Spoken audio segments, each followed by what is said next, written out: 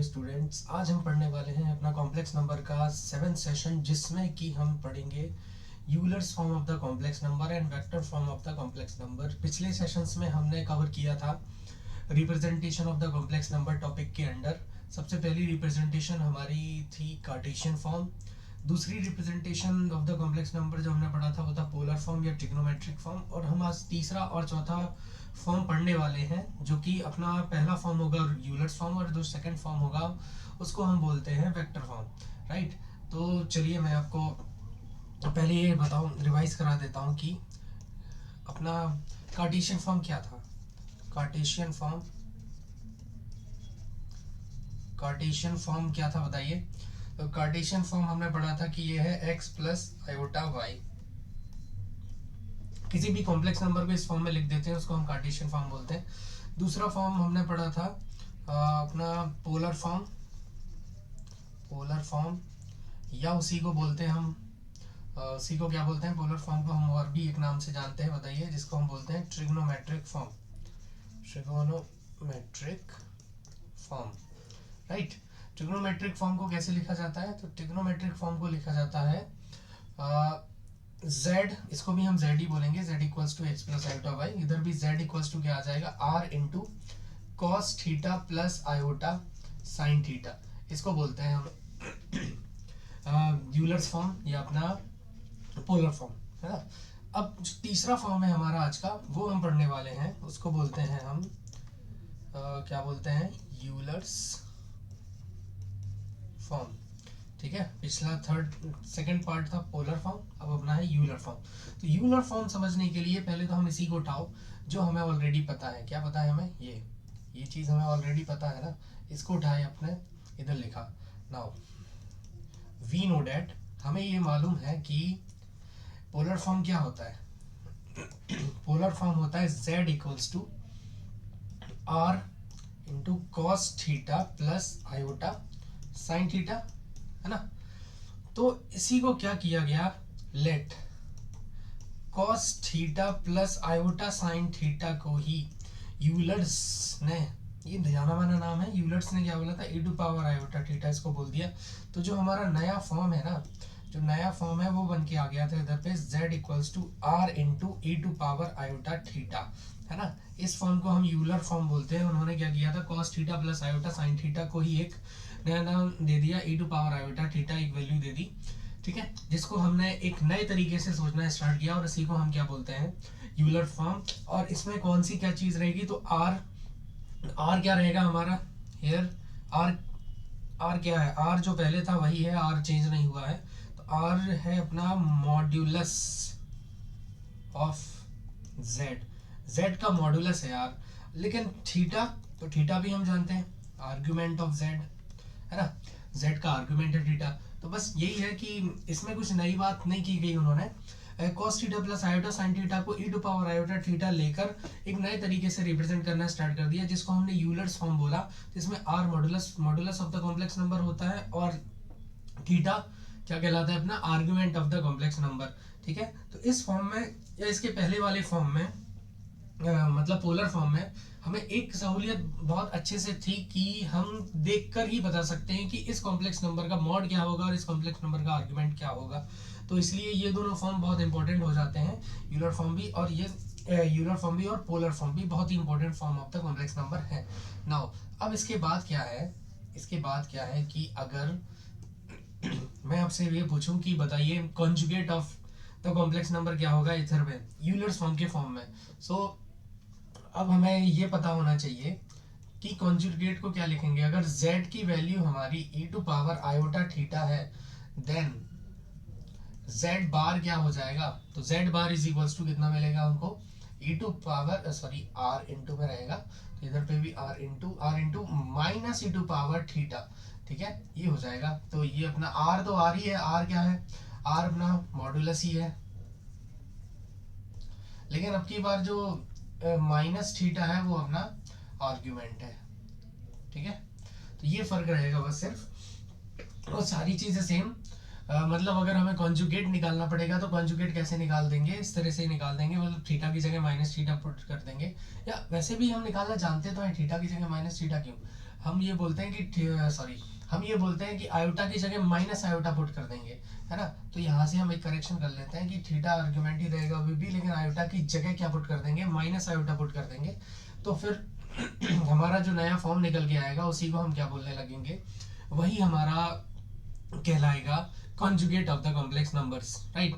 अब यहाँ पे दो चीजें हमें निकल के आई, दो वैल्यूज हमारे पास निकल के आई, एक z इक्वल्स टू ये वाली वैल्यू और एक z bar is equals to ये वाली वैल्यू। अगर आपसे यहाँ पर पर्टिकुलरली कोई cos थीटा पूछ लेगी, cos थीटा बताओ क्या होगा, तो दो इक्वेशन है हमारे पास, ये पहला नोट हो गया। दूसरी चीज में देखो, आप दूसरा फॉर्म देखो कि अगर हमारे पास z equals to r into cos theta plus iota sine theta है ना, और z बार अपने पास है r into cos theta minus iota sine theta हो जाएगा, आयोटा की जगह माइनस आयोटा। अगर इन दोनों इक्वेशन को हम ऐड कर दें अगर इन्हीं दोनों इक्वेशन को हम ऐड कर दें और सेपरेट कर दें, यानी बेसिकली मैं ये बोल रहा हूँ कि cos थीटा और sin थीटा की वैल्यू निकालें अगर हम कहीं से, किस फॉर्म में, e to power iota theta और e to power minus iota theta के फॉर्म में, तो उस केस में कैसे हम वैल्यूज निकाल पाएंगे। तो यहाँ से मैं डायरेक्टली लिख देता हूँ कि अगर हम cos थीटा की वैल्यू निकालेंगे तो वो cos थीटा क्या कहलाएगा, किसके इक्वल रहेगा, वो cos थीटा हो जाएगा अपने पास e to power iota theta plus e to power minus iota theta divide bye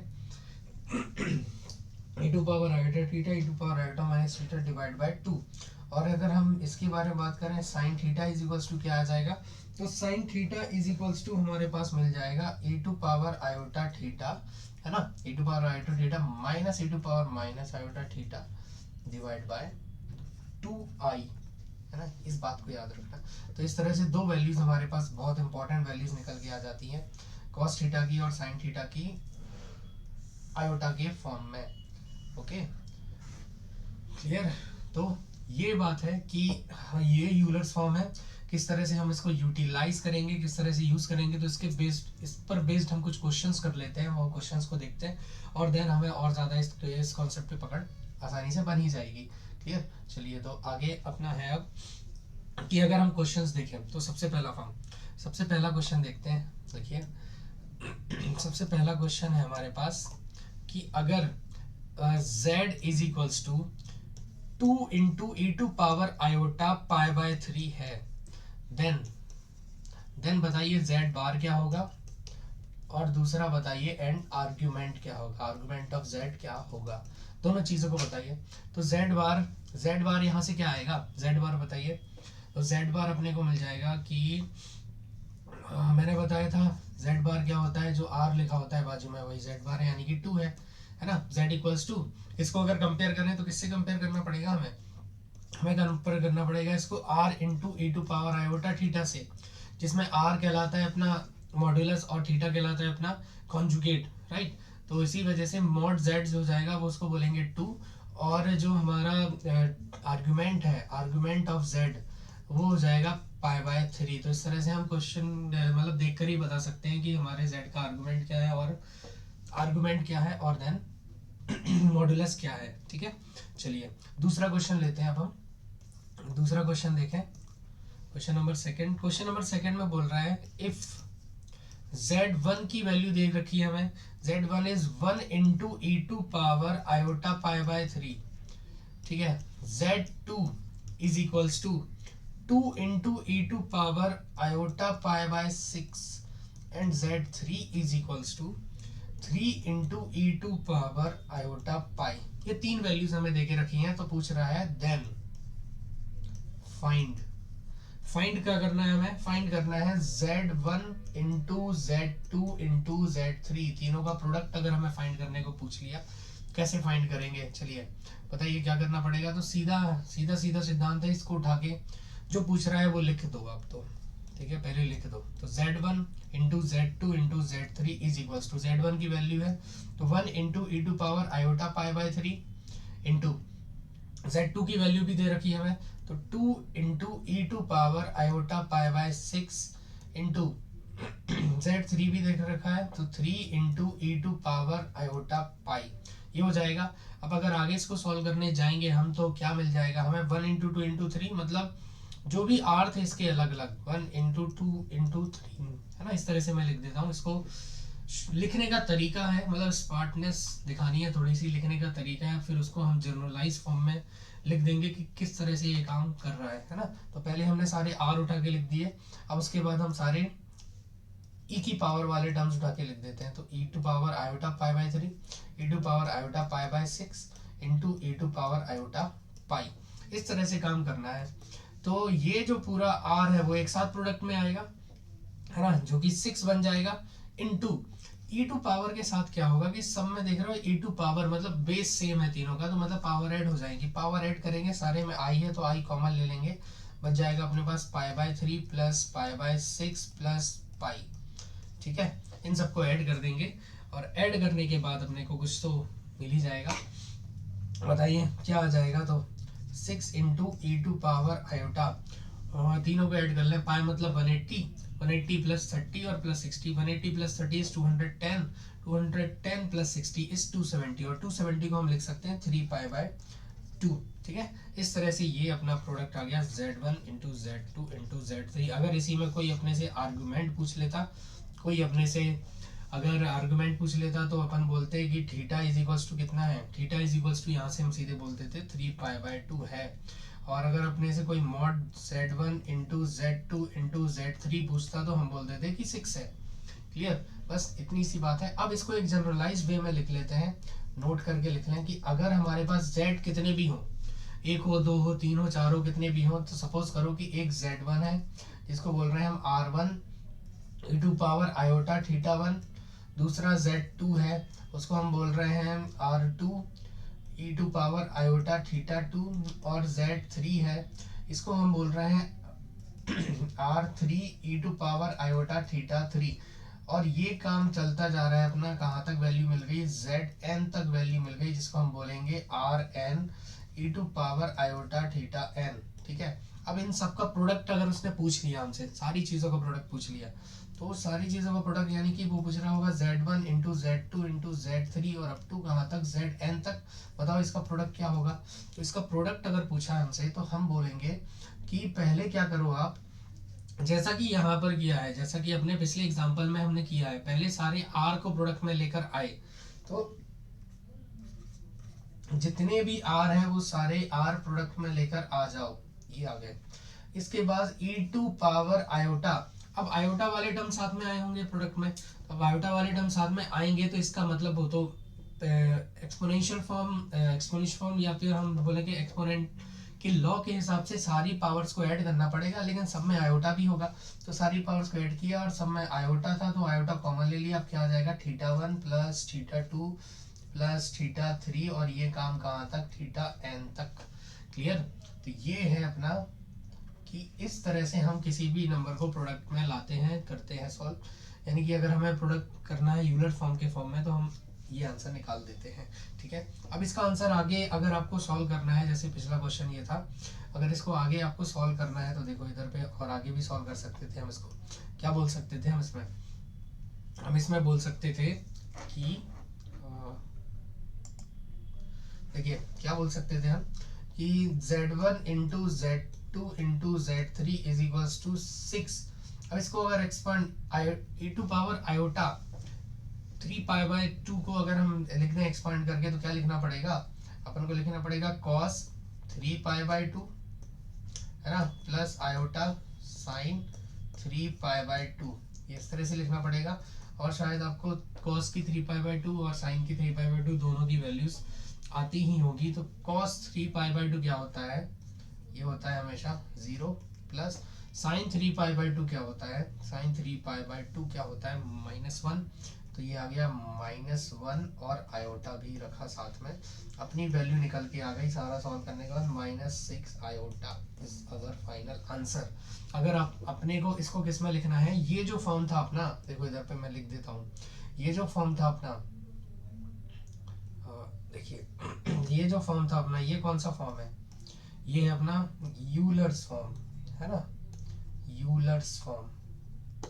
ठीक है, ये जो इधर हम लेकर आए इसको, इसी क्वेश्चन को, ये कौन सा फॉर्म है अपना, ये है पोलर फॉर्म, राइट।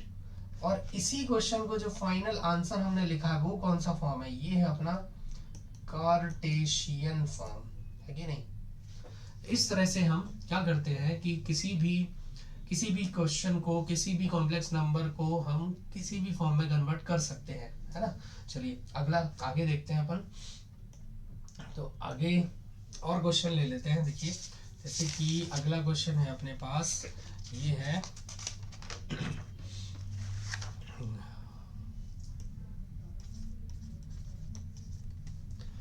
ओके, सो अगला क्वेश्चन है let z r is equals to, हमारे पास देख रखा है कॉस जेड आर की वैल्यू है ना, जेड आर की वैल्यू है cos pi upon 2 to power r plus iota sine pi upon 2 to power r, ये देखे रखा है जेड आर, ठीक है।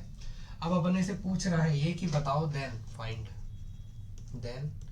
फाइंड करो कि Z1 into Z2 into Z3 और अप टू कहाँ तक, इनफाइनाइट टर्म्स तक इसको प्रोडक्ट कर दो, मल्टीप्लाई कर दो बोल रहे हैं, ठीक है।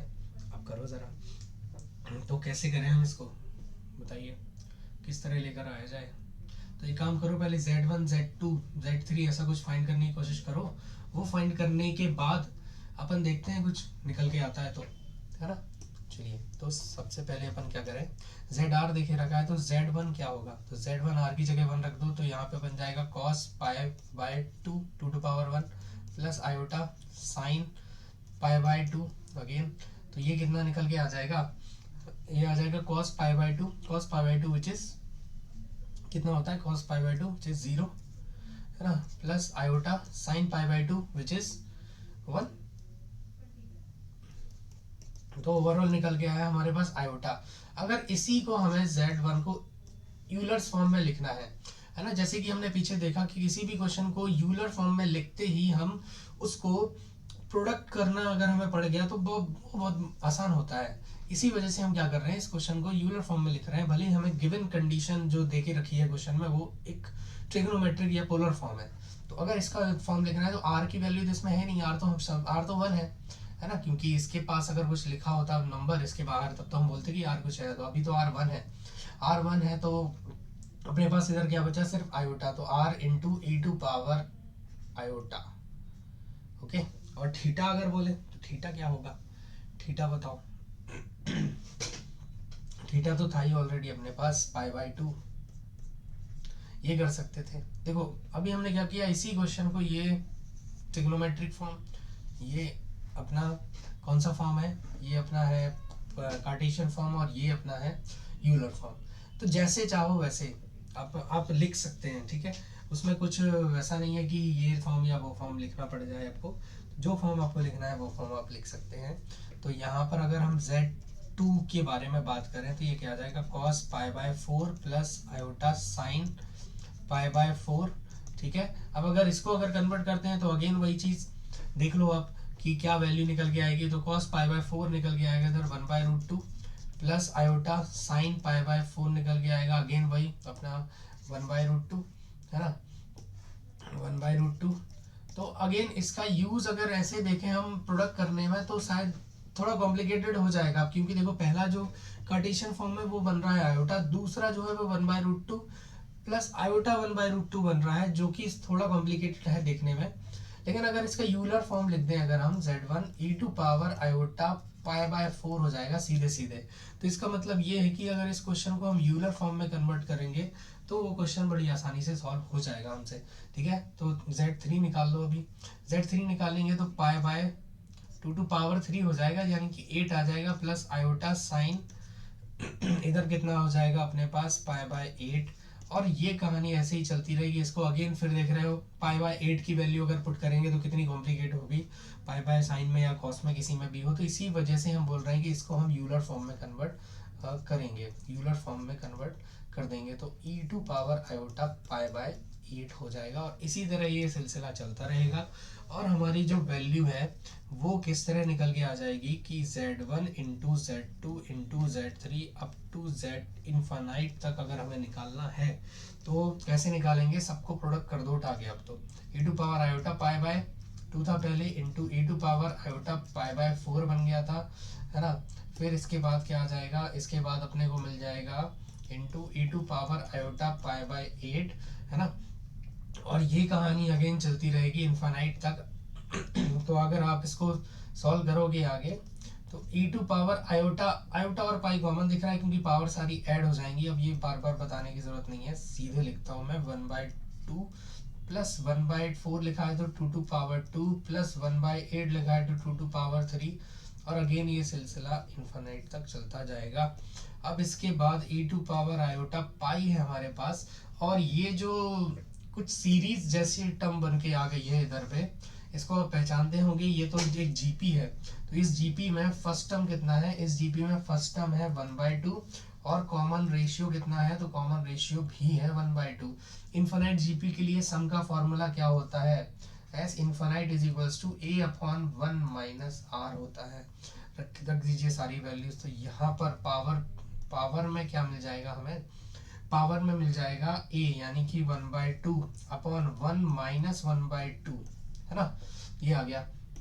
तो अभी अपनी फाइनल जो वैल्यू है e टू पावर आयोटा और ऊपर भी 1/2 बन रहा है, नीचे 1/2, तो सिर्फ बन गया 1 और पाई आ गया। ठीक है, अब पाई आ गया तो इसको थोड़ा सा ट्रिग्नोमेट्रिक फॉर्म में भी लिख लो, क्योंकि ये तो एक आंसर हो गया हमारा। यूलर फॉर्म में अगर चाहिए था तो ये आंसर मिल गया है। अगर उसमें चाहिए ट्रिग्नोमेट्रिक फॉर्म में तो फिर भी तब भी आंसर में मिल ही जाएगा, है ना। तो क्या आ जाएगा e to power trigonometric form में लिख देंगे तो क्या मिलेगा अपने को, कॉस, जस्ट अ मिनट, अपने को मिल जाएगा cos pi plus iota sine pi. Okay, और आपको दोनों वैल्यू पता होंगी, cos pi is equals to -1 और sine pi is equals to 0। Then we have final answer as -1। Clear, ये हो गया अपना कार्टेशियन फॉर्म, है ना। यानी अगेन 3 फॉर्म में आंसर मिल गया। This is Cartesian form, this is polar form and this is what is this, Euler's form. Okay, तो हम किसी भी क्वेश्चन को किसी भी फॉर्म में निकाल सकते हैं जो हमने तीनों फॉर्म पढ़े हुए हैं अभी तक, राइट। तो इस तरह से हम ये देखते हैं कि हमने क्या बोलते हैं, कौन सा फॉर्म कर रहे हैं, यूलर्स फॉर्म के कुछ क्वेश्चंस कर लिए हैं। अब यूलर फॉर्म के क्वेश्चंस कर किए, देन चलिए अगर और क्वेश्चन करने का मन है तो चलिए एक और लास्ट क्वेश्चन हम कर लेते हैं। Okay, so taking one more question. ये क्वेश्चन है हमारे पास, लेट सेड आर, बस ये करने की जरूरत इसलिए है ताकि थोड़ी सी आपके इस फॉर्म में पकड़ बन जाए। तो z r is equals to, चलिए देखिए कॉस, उसी तरह का क्वेश्चन एक और ले रहा है, pi upon r into r plus 1, okay, plus iota sine, ये हो जाएगा pi upon r into r plus 1। तो फाइंड करना है अपने को, अगेन वही बात फाइंड करनी है, z1 into z2 into z3 और अप टू इनफाइनाइट तक ही फाइंड करनी है, इनफाइनाइट टर्म्स तक ये हमको फाइंड करना है। क्लियर, चलिए तो हो जाइए शुरू, निकालो z1। अब अगेन वही बात कि अब हमें ये बार बार बताने की जरूरत नहीं पड़नी चाहिए कि ये क्वेश्चन यूलर फॉर्म से ही सॉल्व होगा बड़ी आसानी से, राइट। तो z1 निकाल दो यूलर फॉर्म में, cos पाई अपॉन आर की वैल्यू 1 तो इधर 1 और इधर 2, तो 1 इंटू 2 प्लस cos में हो गया iota sine, again pi upon ये भी क्या हो जाएगा 1 इंटू 2। क्लियर, तो ये आ जाएगा यूलर फॉर्म में, z1 is equals to e to power iota pi, दोनों कॉमन ले लें और ब्रैकेट में 1 अपॉन 1 इंटू 2 मिल जाएगा हमें। z2 निकाल दो, तो z2 निकालेंगे तो cos पाई अपॉन क्या आ जाएगा अपने पास, r की वैल्यू अब हमें 2 रख देनी है, तो 2 रख देंगे तो 2 into 3 plus iota sine pi upon 2 into 3। Again हमें इस बात का ख्याल रखना है कि ये जो फॉर्म बनता जा रहा है नीचे 1 into 2 2 into 3, ये थोड़ा जल्दबाजी में आपको प्रोडक्ट करके नहीं लिख देना है, स्मार्टनेस दिखानी है थोड़ी सी, है ना। लिखने का तरीका थोड़ा स्मार्ट होना चाहिए हमारा। तो वो स्मार्ट तरीका यही है कि अगले वाले को देखो तो अब जरा, ये आ गया e⁻i⁴ और ये क्या बन गया 1/2 into 3, है ना। अगर इसी को मैं थोड़ा सा तोड़ के लिखना चाहूँ, e⁻i⁴ 1/2 को तोड़ना है तो कैसे लिख दें, 1 - 1/2 लिख दें 1/2 को, है ना। इसी तरह मेरा मन कर रहा है कि मैं इसको भी तोड़ के लिख दूं, है ना। तो 1/2 - 1/3 आ जाएगा क्या, बिल्कुल आ जाएगा। ये 1/6 बन गया, 1/2 - 1/3। आप शायद आप पकड़ गए होंगे कि अगर हम Z3 लिखने जाएंगे तो आ जाएगा cos π/3 लिख दिया तो 3 into 4, है ना, प्लस आयोटा साइन π/3 into 4। ये है स्मार्टनेस लिखने की। स्मार्ट लिखने में भी स्मार्टनेस होनी चाहिए, सिर्फ क्वेश्चन समझ में आना जरूरी नहीं है। क्वेश्चन को हम किस तरह से लिखते हैं, किस तरह से सॉल्यूशन को रिप्रेजेंट करते हैं और किस तरह से हम सिस्टमेटिक तरीके से आंसर और जल्दी आंसर निकालते हैं, वो बहुत ज़्यादा इंपॉर्टेंट है। तो इसी वजह से e⁻ इधर पे अपना मिल जाएगा अपने को 1/3 into 4। और अब इसको तोड़ दो जरा, ये तोड़ेंगे तो बन जाएगा कितना, अब देखो 2 into 3 लिखा तो 1/2 into 1/3, अब 3 into 4 लिखा है, 1 into 2 लिखा तो 1/1 - 1/2। तो इसी तरह ये भी आ जाएगा 1/3 - 1/4, ये बन गया अपना 1/12, ठीक है। और ये सिलसिला चलता रहेगा Z इनफाइनाइट तक, है ना। इस सिलसिला को हम आगे चला सकते हैं, लेकिन चलाएंगे नहीं, आंसर भी निकालना है। तो चलिए जल्दी से हम जंप करते हैं अपने फाइनल स्टेप की तरफ। ये आ गया Z1 into Z2 into Z3 और up to infinite terms which is equals to, मिल जाएगा अपने को, क्या मिल जाएगा अपने को कि सारी चीज़ों को प्रोडक्ट कर दो तो e⁻, एक मिनट, कहीं पाई गायब है क्या, राइट, इधर पे पाई गायब है ना, इधर पे पाई और लिख लो आप, सब जगह पाई और ये पाई, क्लियर, अब क्लियर है, ठीक है। क्योंकि पाई तो आएगा ना, पाई किधर चला जाएगा, पाई आयोटा पाई आ गया। बाकी सारी चीज़ें अब हमें पता है कि डायरेक्टली सारे पावर्स को ऐड होना है, तो पावर्स ऐड कर दो ना। तो 1 - 1/2 एक, प्लस 1/2 - 1/3 दूसरा, प्लस 1/3 - 1/4 तीसरा, और प्लस ऐसा चौथा पांचवा अप टू इन्फिनाइट चलता ही जाएगा। और ऐसा चलते चलते देखते देखते आपको एक चीज़ समझ में आ गई होगी कि अगेन ये सब कटते जाएंगे, सब एक दूसरे को काटते जाएंगे, बचेगा क्या, सिर्फ और सिर्फ 1, सॉरी सिर्फ और सिर्फ 1 बच जाएगा, है ना। तो सिर्फ 1 बच गया, 1 को इधर लिख दो और अपने पास जो फाइनल आंसर है e⁻i⁴ मिल जाएगा, e⁻i⁴ मिल जाएगा आंसर। ये हो गया अपना यूलर फॉर्म। इसी को लिखना है पोलर फॉर्म में, तो लिख देंगे cos पाई प्लस आयोटा साइन पाई, इसमें क्योंकि r तो है ही नहीं है। और अगर इसी तरह अगर अपने को कार्टेशियन फॉर्म में लिखना है तो cos पाई की वैल्यू पुट कर दो जो कि -1 होती है, प्लस आयोटा साइन पाई की वैल्यू पुट कर दो जो कि 0 होती है। Then we have final answer as Cartesian form which is equals to -1, correct. ये हो गया अपना फाइनल आंसर। तो इस तरह से हमने देखा कि यूलर फॉर्म को किस तरह हम यूटिलाइज करेंगे, किस तरह उसके क्वेश्चंस को डील करेंगे और क्या इंपॉर्टेंस है यूलर फॉर्म की, क्लियर। चलिए लास्ट में हमें कुछ दो प्रॉपर्टी देख लेनी है अब, जो कि हम ऑलरेडी पढ़ चुके हैं और इस टॉपिक को हम उसके बाद क्लोज कर देंगे।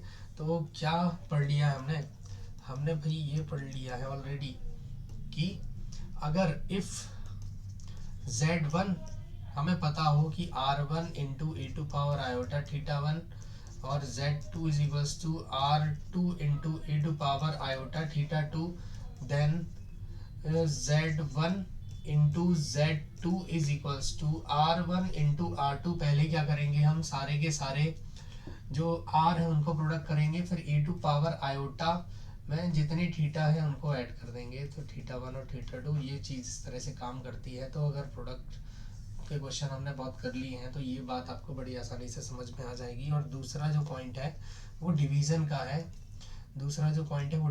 है, कि अगर Z1 की वैल्यू हो और Z2 की वैल्यू हो हमारे पास, तो Z1/Z2 निकालना हो तो वो कैसे निकाल के देंगे। तो इसी वजह से हम बोल रहे हैं Z1/Z2 इज इक्वल्स टू आ जाएगा।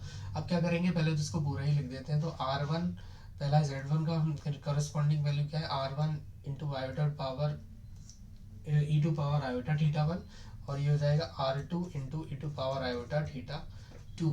सो क्या होगा, Z1/Z2 is equals to R1/R2 ये आ जाएगा। और इधर पे अगेन वही एक्सपोनेंशियल लॉ लगा देंगे हम, यहाँ पर भी एक्सपोनेंशियल लॉ लगा देंगे। एक्सपोनेंशियल लॉ से हमारे पास जो वैल्यू वो आ जाएगी e to power iota, e to power iota common लेने के बाद θ1 minus θ2। This is our final value. सो ये है अपना टॉपिक जो आज हमने कवर किया, Euler's form of the complex number, है ना। अब वेक्टर फॉर्म है, वेक्टर फॉर्म का एक छोटा सा स्टेटमेंट है वो ले लेते हैं। और वेक्टर फॉर्म होता क्या है, वेक्टर फॉर्म क्या होता है, इफ एवरी कॉम्प्लेक्स नंबर, अगर हर एक कॉम्प्लेक्स को, इसको मैं इस तरह ड्रॉ करके बताता हूँ, सबसे आसान तरीका है इसको समझने का। ये हो गया अपना रियल एक्सिस, ये हो गया अपना इमेजिनरी एक्सिस, और कोई पॉइंट P ले लिया हमने जो एक कॉम्प्लेक्स नंबर Z को रिप्रेजेंट कर रहा है। तो अगर हम ये ऐसे जोड़ देते हैं इसको ऐसे, इस तरह से, तो ये तो ओरिजिन कहलाता है। तो ये ओरिजिन और O से P तक की डिस्टेंस क्या कहलाती है, मॉड Z, या उसको हमने R बोला था। तो ये जो O से P तक वेक्टर बन के आएगा, O to P वेक्टर जो बन के आएगा, इसी को क्या बोलेंगे हम, Z बोलेंगे।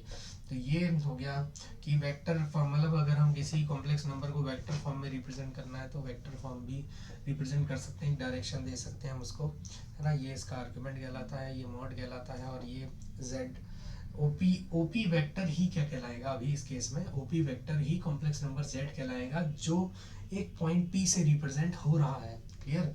और इसी तरह अगर हम आपसे ये बोलें कि इसका मॉड निकालना हो, तो मॉड भी जो OP का मॉड्यूलस आया होगा, जो AP का मॉड्यूलस आएगा, जो OP की डिस्टेंस आई होगी ओरिजिन से, वही इस Z की डिस्टेंस आएगी, जो कि हमने ऑलरेडी रिप्रेजेंट कर ही दिया है। इधर पे देखिए ये, है ना।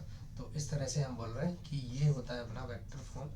क्लियर है। अभी वेक्टर फॉर्म में कुछ ज़्यादा नया नहीं है, कुछ अलग नहीं है, ठीक है। वेक्टर की तरह ही है, वेक्टर के जैसे ही इसको हम डील करेंगे, बस एक रियल और इमेजिनरी एक्सिस के बीच में। क्लियर। तो इस तरह से हमने अपने representation of the complex number का टॉपिक जो है वो पूरी तरह से कवर कर लिया है। अब इसको आगे आने वाले क्वेश्चंस में हम यूटिलाइज करते रहेंगे। तो इस टॉपिक को आप रिवाइज अच्छे से कर लीजिएगा, ताकि representation of the complex number में किसी तरह की कोई आपको परेशानी नहीं आनी चाहिए। क्लियर। सो आज का टॉपिक, आज का लेक्चर यहीं हम ख़त्म करते हैं। थैंक यू सो मच और best of luck for the future. Thank you.